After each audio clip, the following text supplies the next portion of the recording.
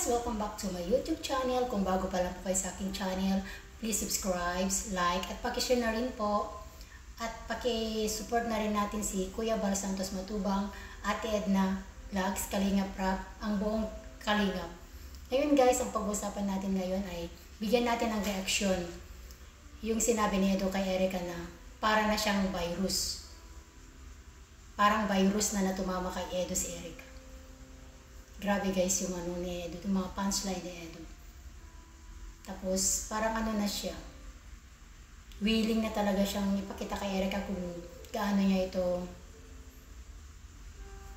mahal. Kasi si Edo pala guys, kahit hindi natin nakikita off-cam pala, siya naghatid sundo kay Erica.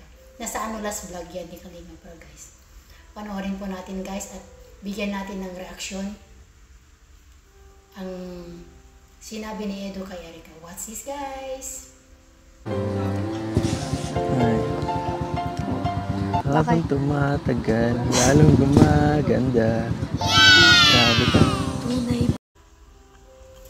Ito yung ano.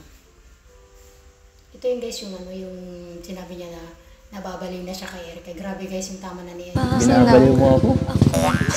Grabe. Grabe na yan. Sa ulo? Wow. Sa ulo, grabe ka. Naisip mata ko araw-araw. Gabi. Para kang virus. Ito na guys yung ano, yung sinabi niyang grabe ka, para kang virus. Virus talaga. Grabe naman.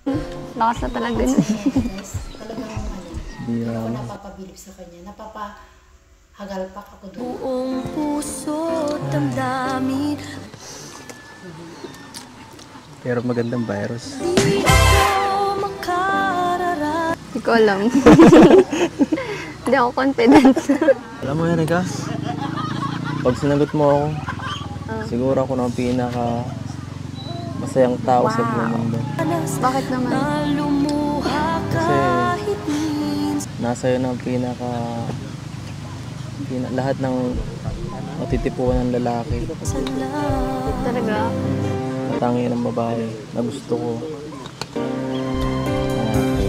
Di magsasawa. Di magbabago. Erica, nakahalo ka ba ng quitis? Hindi. Kasi pag umili ka, may spark. Ay, wow. Wow! Saan mo nakuha yun? Spark talaga. Eh, ikaw? Langat ka ba? Bakit? Dikit ka kasi ng dikit. Malay. Kaya ako di-joke. Dikit ka daw ng dikit.